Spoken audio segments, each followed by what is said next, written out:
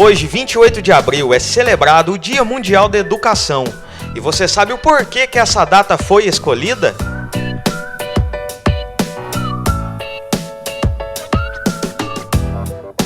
Há 15 anos, a cidade de Dakar, no Senegal, sediava um encontro entre representantes de 180 países que participavam do Fórum Mundial de Educação, realizado entre os dias 26 a 28 de abril do ano de 2000, onde foi assinado um documento no qual estes países se comprometiam a não medirem esforços para que a educação alcançasse a todas as pessoas do planeta até exatamente o ano atual, 2015. E como o século XXI foi batizado de o século do conhecimento, nada mais justo que comemorarmos esta data falando em algo que vem revolucionando todas as escalas do ensino, a tecnologia. Com a vinda do computador, ficou muito fácil o acesso à informação. Com a vinda das redes, da internet, ficou muito mais fácil ter informação e mais rápido. A gente precisava antigamente de uma informação, tinha que procurar nos livros e demorava, a gente tinha que fazer a leitura, interpretar. Hoje, nós temos imediatamente a informação, imediato, a velocidade da luz, porque a rede é a velocidade da luz. Antigamente a gente tinha, numa referência bibliográfica, livros. Hoje nós temos muitos sites e pesquisa.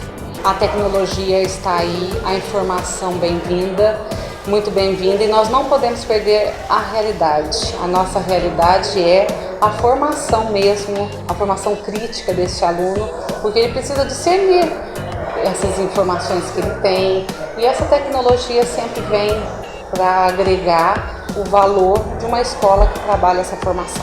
Pensando no tema tecnologia, nossa equipe visitou uma escola totalmente informatizada. Lá, os educadores adotaram alguns métodos de ensino bem diferentes dos normais. Você já imaginou alunos usando celulares livremente em sala de aula? Ou até mesmo usando as próprias redes sociais? Mas como tudo na vida, existem algumas regras a serem seguidas. Toda essa tecnologia tem apenas um único objetivo: favorecer os estudantes, como conta o professor de informática e robótica Luiz Ismaera. As minhas primeiras experiências foram dentro da matemática e da física, com alguns diagramas, desenhos que eles precisavam documentar. Para copiar esses diagramas, às vezes a cópia não era muito boa, falhava em algumas coisas, copiavam os números errados. Então eu dizia, olha, fotografem aqui no celular e coloquem na rede, vai ficar disponível para todo mundo. Então o primeiro uso nosso foi a imagem. A partir daí, algumas situações em que surgiam umas dúvidas, que eram dúvidas assim, fora da matéria que a gente estava estudando, e que eu acho importante a gente tirar ali na hora. E eu dizia então para eles, vamos pesquisar no celular, ver o que a gente encontra. E aí começamos a trazer essas informações, interpretar e tirar uma conclusão a respeito daquilo, formar um conceito. Aí eles começaram a gostar desse uso da tecnologia dentro da sala de aula, e para nós é muito fácil. Não tem vergonha nenhuma você dizer, bom, este conceito, eu acho que é um conceito que eu tenho, mas está incompleto. Por que não a gente completar com a rede? A tecnologia que a gente usa aqui na escola é sempre boa, principalmente com os grupos de WhatsApp, que a gente tem um contato maior com os professores a qualquer momento do dia. E também é muito bom que quando o professor passa muita matéria, a gente também tira foto e divide com os alunos que faltaram. E com tanta tecnologia a favor dos jovens estudantes, até mesmo aquelas velhas excursões a lugares fantásticos que eram realizadas há alguns anos, já ficaram para trás. Hoje os alunos têm a possibilidade de visitar lugares que nunca imaginaram conhecer um dia. E isso engloba outros países e até mesmo outros continentes.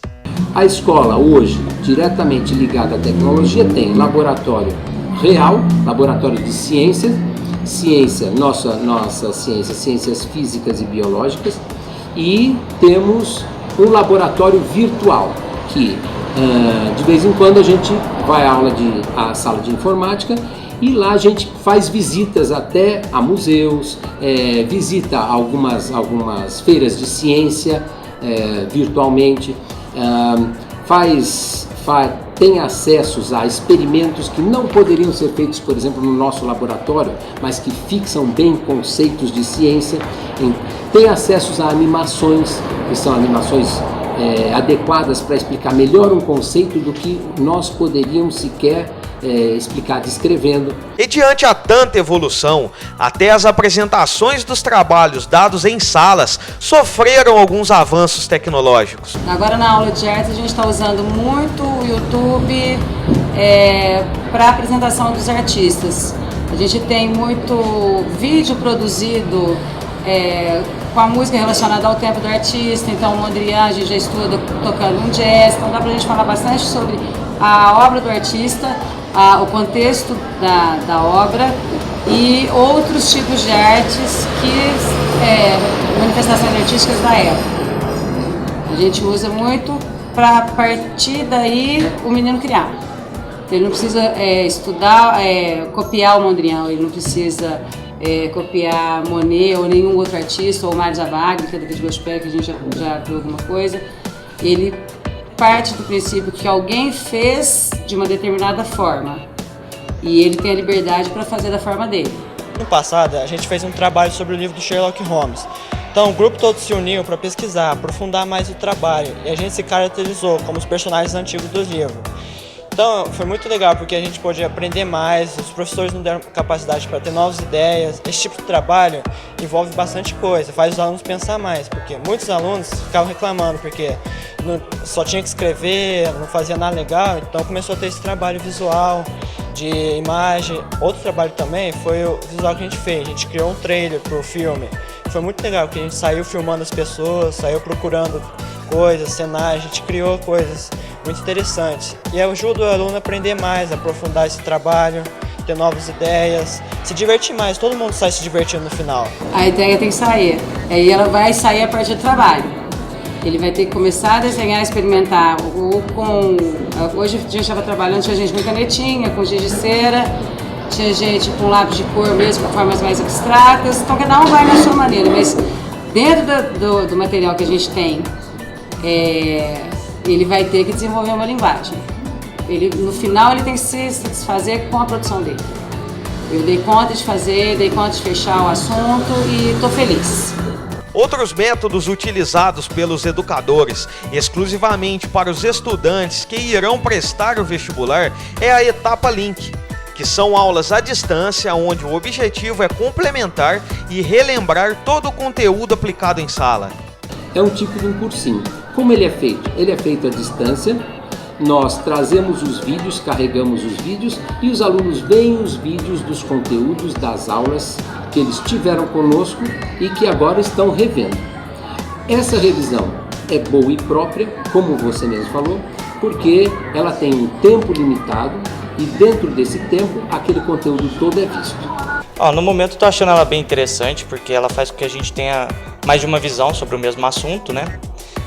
Porque na sala a gente só vê sempre geralmente com o mesmo professor, a gente sempre vai vendo o mesmo assunto do modo que ele faz.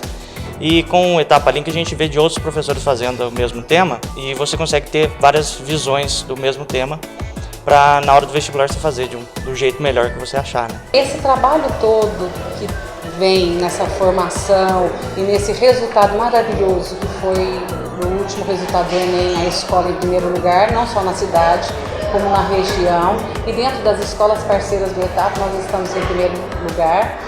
E essa tecnologia que a gente sempre busca, é sempre estar presente e buscando o melhor para a escola, não deixando nunca a formação do aluno, não deixando nunca a formação do professor e adequando cada vez mais a essa realidade que temos aí.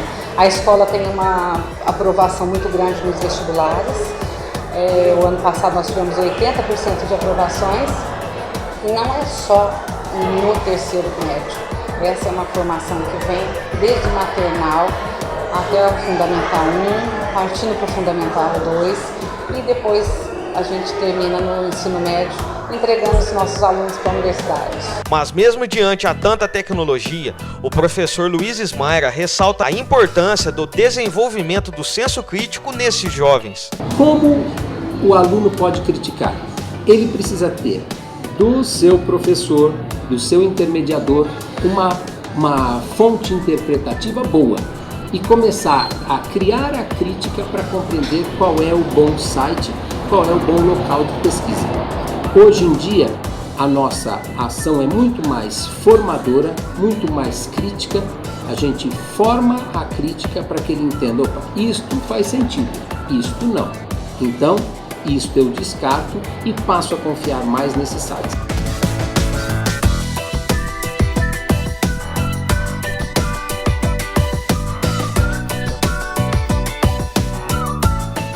Meu colega professor educador, a educação realmente é um celibato, ou seja, precisa ser um padre, um pastor da educação para educar. O educador sofre sim, mas ele educa porque ama. E só se educa bem aqueles que a gente ama. E só se educa bem aquele que nos ama. Então, criar a relação humana, poder ter a relação humana que faça a intermediação entre professor e educando é aquela chave para a educação.